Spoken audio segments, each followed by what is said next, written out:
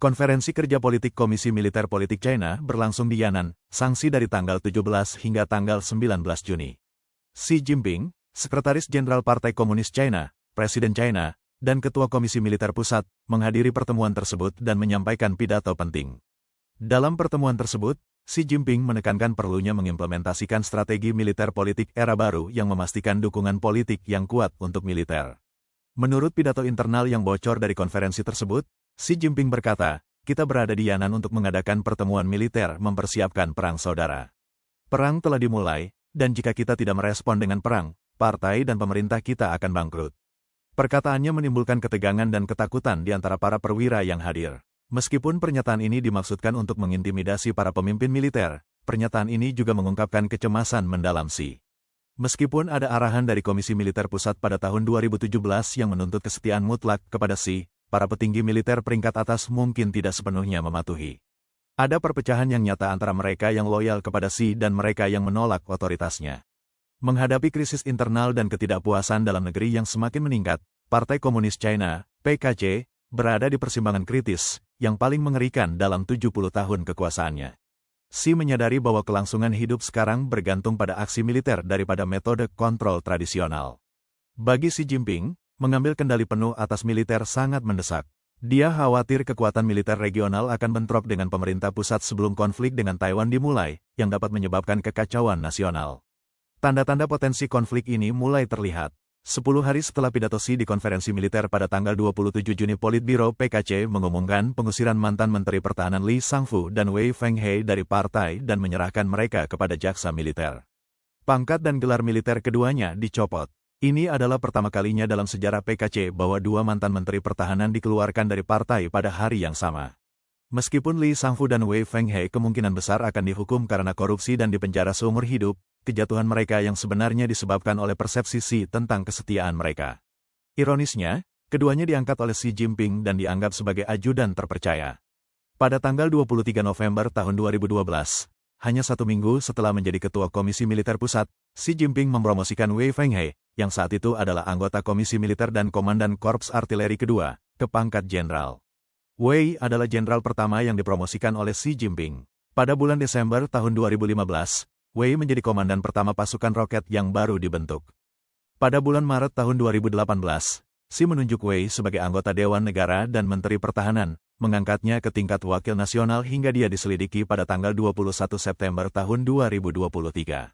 Li Shangfu, yang menggantikan Wei Fenghe sebagai Menteri Pertahanan dan anggota Dewan Negara, juga secara pribadi dipromosikan oleh Xi Jinping ke pangkat Letnan Jenderal dan Jenderal. Namun, Li diselidiki dan turun dari kekuasaan hanya 5 bulan berada dalam masa jabatannya, menjadikannya Menteri Pertahanan dengan masa jabatan terpendek dalam sejarah PKC. Wang Juntao adalah seorang pengamat politik China yang berbasis di AS dan memiliki gelar PhD dalam ilmu politik dari Universitas Columbia. Dia berkomentar bahwa Xi Jinping menuntut loyalitas yang tinggi untuk menegakkan kediktatorannya. Semakin dekat seseorang dengan dirinya, semakin ketat persyaratan kesetiaannya, mengikuti pepatah, dekat dengan kaisar seperti berada di dekat harimau. Wang mengatakan Xi Jinping tahu sejak awal bahwa dia tidak memiliki keterampilan atau prestasi yang nyata. Dia mengandalkan rasa takut dan kepatuhan mutlak dari orang-orang di bawahnya untuk mempertahankan kekuasaannya. Setelah Xi Jinping menjadi Ketua Komisi Militer Pusat, militer China secara terbuka menyatakan mengikuti perintah Ketua Xi. Namun, para pengamat mencatat bahwa tuduhan terhadap Li Shangfu dan Wei Fenghe atas pelanggaran serius terhadap disiplin politik dan menolak pengawasan organisasi mencerminkan perlawanan kuat dan ketidakpatuhan yang jelas di kalangan pejabat senior militer terhadap Xi Jinping. Menurut sumber-sumber publik, sejak Xi Jinping menjabat sebagai Ketua Komisi Militer Pusat pada November tahun 2012, setidaknya 91 perwira militer senior dengan tingkat wakil angkatan darat atau lebih tinggi telah diturunkan, termasuk 13 jenderal dan 19 letnan jenderal. Selama masa jabatannya, ia mengangkat 77 jenderal, di mana 4 diantaranya diturunkan, dan 259 letnan jenderal, di mana 11 diantaranya diturunkan. Ada daftar yang jelas di internet dan netizen bercanda mengatakan bahwa jenderal-jenderal yang dipenjarakan ini bisa membentuk satu batalion. Jenderal-jenderal yang jatuh termasuk mereka yang dipromosikan 2 kali selama masa jabatan Xi Jinping. Selain Li Shangfu, orang lain yang dipromosikan menjadi letnan jenderal dan jenderal selama masa Xi termasuk mantan Komandan Angkatan Udara Ding Laihang dan mantan Komandan Pasukan Roket Zhou Yaning. Selain itu, beberapa dipromosikan 2 kali selama masa kepemimpinan Xi, dari mayor jenderal menjadi letnan jenderal, termasuk mantan Wakil Komandan Komando Teater Pusat Li Zizong dan mantan Komandan Angkatan Laut Komando Teater Selatan Ju Xinjun. Salah satu pendiri PKC, Mao Zedong, pernah berkata, kekuatan politik tumbuh dari laras senjata, dan dia menekankan prinsip bahwa partai mengendalikan senjata dan senjata tidak boleh diizinkan mengendalikan partai. Setelah PKC mendapatkan kekuasaan melalui angkatan bersenjata, mereka mempertahankan bahwa militer harus menjadi alat untuk menjaga rezim mereka, menentang nasionalisasi militer. Prinsip ini telah dijunjung oleh setiap pemimpin PKC mulai dari Mao hingga Xi Jinping. Xi Jinping, yang saat ini memegang kekuasaan besar, dipandang ambisius namun tidak mampu memerintah. Dia tidak memiliki pengalaman militer, kurang memiliki prestise di militer, dan tidak memiliki koneksi yang kuat di angkatan bersenjata untuk menegaskan otoritasnya. Untuk memberi kesempatan kepada sekutu terpercayanya untuk menduduki posisi senior militer, Xi meluncurkan kampanye anti-korupsi yang keras yang menargetkan pejabat militer berpangkat tinggi segera setelah menjabat. Kampanye ini menyebabkan jatuhnya beberapa jenderal kuat, termasuk Su Chaihu, Guo Boxiong, Zhang Yang, dan Fang Fenghui. Su Chaihu dan Guo Boxiong keduanya adalah jenderal dan mantan wakil ketua Komisi Militer Pusat. Mereka adalah sekutu utama mantan pemimpin PKC Jiang Zemin. Keduanya akhirnya dijatuhi hukuman penjara seumur hidup atas tuduhan korupsi dan suap. Guo Boxiong, kini berusia 82 tahun, masih di penjara, sementara Su Chaihu meninggal karena sakit tak lama setelah dia dihukum pada usia 71 tahun. Di China saat ini, korupsi merajalela, dan militer, yang tidak pernah menghadapi ujian perang dan hidup dari sumber daya negara, merupakan titik rawan korupsi. Para jenderal yang berakhir di penjara seolah-olah didakwa melakukan korupsi, tetapi masalah yang mendasarinya seringkali adalah kurangnya kesetiaan kepada Xi Jinping. Karl Schuster, mantan Direktur Operasi di Pusat Intelijen Gabungan Komando Pasifik AS, mengatakan kepada Voice of America bahwa bagi Xi Jinping, anti korupsi adalah alat, bukan prinsip mutlak. Schuster berkata, di China, ada dua hal yang perlu diingat, berhati-hatilah tentang seberapa korupnya Anda dan siapa yang Anda korupsi. Hal lainnya adalah berhati-hatilah dengan apa yang Anda katakan dan lakukan. Tapi yang paling penting adalah antusiasme Anda terhadap kepemimpinan Xi Jinping. Jika Anda tidak sepenuhnya loyal padanya, maka korupsi menjadi penting, dan dia akan menemukan cara untuk menyingkirkan Anda. Sebagai seorang diktator, pembersihan politik Xi Jinping untuk menjamin kesetiaan mutlak memiliki akar sejarah.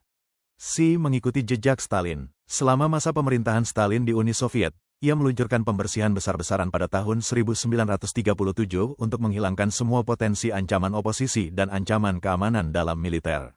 Pembersihan besar-besaran hampir menghapus jajaran perwira tentara merah Soviet dengan lebih dari 40.000 perwira militer dan komisaris politik disingkirkan, termasuk 15.000 yang dieksekusi. Di antara yang dieksekusi adalah 3 dari 5 marsal, 3 dari 4 komandan kelompok tentara peringkat pertama, dengan Saposnikov selamat dan kemudian menjadi marsal, serta semua 12 komandan kelompok tentara peringkat kedua, 60 dari 67 komandan korps, 136 dari 199 komandan divisi, dan 222 dari 397 komandan brigade. Pembersihan besar-besaran sangat melemahkan tentara Soviet, menyebabkan kinerja buruk dalam Perang Soviet-Finlandia tahun 1939. Tentara Merah, meskipun memiliki 900.000 tentara, memerlukan waktu 4 bulan untuk memaksa Finlandia, negara dengan populasi 3 juta jiwa, untuk melakukan gencatan senjata. Korban Soviet berjumlah 500.000. Hal ini juga yang memperkuat ambisi militer Nazi Jerman. Xi Jinping secara bersamaan membersihkan pejabat tinggi di partai, pemerintah, dan militer sambil mempromosikan loyalisnya. Namun, karena kurangnya karisma dan kompetensi, usahanya seringkali menjadi bumerang. Dalam konfrontasi militer modern, rudal balistik strategis merupakan indikator utama kekuatan militer. Setelah berkuasa, Xi Jinping bertujuan mengendalikan dan mengembangkan kemampuan militer tertinggi China. Mengambil pelajaran dari pengalaman Soviet, ia mendirikan pasukan roket Tentara Pembebasan Rakyat pada tahun 2015. Senjata utama pasukan roket meliputi rudal balistik strategis yang dilengkapi dengan hulu ledak nuklir dan rudal balistik dan jelajah dengan hulu ledak konvensional, yang mencakup rentang rudal balistik jarak pendek, menengah, dan antar benua serta rudal jelajah jarak jauh. Meskipun upaya selama lebih dari 10 tahun, jajaran senior pasukan roket belum sepenuhnya tunduk pada otoritasnya. Sejak paruh kedua tahun 2023, karena merasakan krisis loyalitas, Xi meluncurkan pembersihan besar-besaran di kalangan militer, termasuk pasukan roket. Dalam beberapa bulan, setidaknya 15 perwira dan pejabat militer berpangkat tinggi disingkirkan. Banyak dari mereka yang ditahan pernah bertugas di pasukan roket, termasuk mantan Komandan Li Yuchao dan Zhou Yaning, mantan Kepala Staf dan Wakil Komandan Li Chuangang, mantan Direktur Departemen Peralatan Lu Hong, dan mantan Wakil Komandan Zhang Zhenzong yang kemudian menjadi Wakil Kepala Staf Departemen Staf Gabungan Komisi Militer Pusat.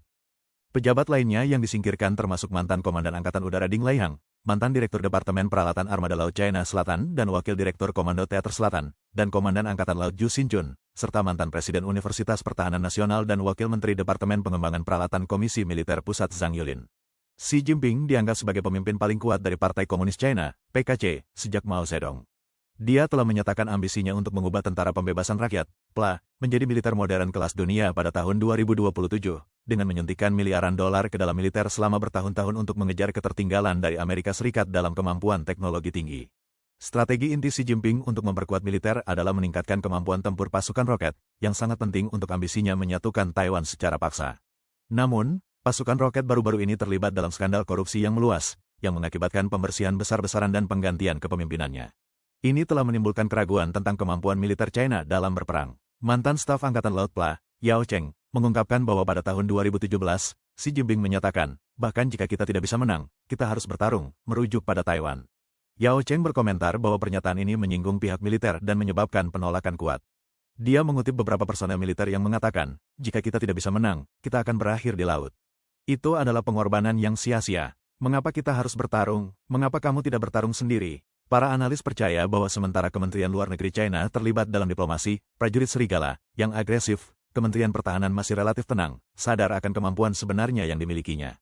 Di kalangan militer, terdapat penolakan yang signifikan terhadap impian Xi Jinping untuk menyerang Taiwan.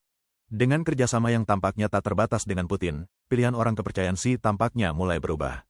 Pada akhir tahun 2023, Dong Jun, seorang komandan Angkatan Laut berpengalaman di Laut China Selatan, diangkat sebagai Menteri Pertahanan, mengisi kekosongan selama berbulan-bulan yang ditinggalkan oleh hilangnya Li Shangfu yang tidak dapat dijelaskan. Para analis berpendapat bahwa penunjukan perwira Angkatan Laut sebagai Menteri Pertahanan untuk pertama kalinya menunjukkan pengalaman Dong Jun di Laut China Selatan dan Selat Taiwan akan membantu Xi mengelola ketegangan maritim dengan Amerika Serikat. Beberapa analis juga percaya bahwa Xi lebih memilih perwira yang dilatih di Rusia, yang dikenal sebagai faksi terlatih Rusia. Dong Jun, yang fasih berbahasa Rusia, dapat berkomunikasi langsung dengan Menteri Pertahanan Rusia tanpa penerjemah.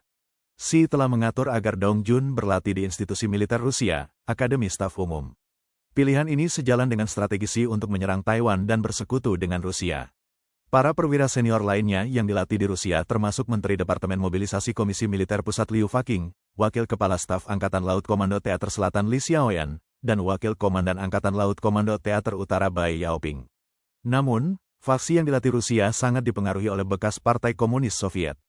Mereka kurang memiliki pengalaman tempur dan lebih loyal kepada partai dibandingkan faksi asli. Para analis percaya bahwa para perwira yang dilatih Rusia ini tidak memahami strategi militer Barat dan kesetiaan mereka kepada Xi Jinping terutama untuk memastikan keselamatan mereka. Mereka tidak mungkin berhasil dalam konflik dengan negara-negara Barat. Rumor beredar tentang ketidakpastian masa depan Zhang Yuxia, Wakil Ketua Komisi Militer Pusat. Dia mungkin menghadapi nasib serupa dengan Wei Fenghe dan Li Shangfu. Peringkat senior militer telah lama didominasi oleh faksi asli, terutama mereka yang berpartisipasi dalam Perang Vietnam dan menganggap diri mereka sebagai veteran tempur sejati dengan Zhang Yuxia sebagai pemimpin mereka. Baru-baru ini, sebuah pesan di X mengklaim bahwa Wakil Komandan Angkatan Darat Letnan Jenderal Deng Xiping dibawa oleh Komisi Inspeksi Disiplin Komisi Militer saat kembali dari pertemuan di Nanjing. Dua rumahnya di Beijing digeledah semalaman.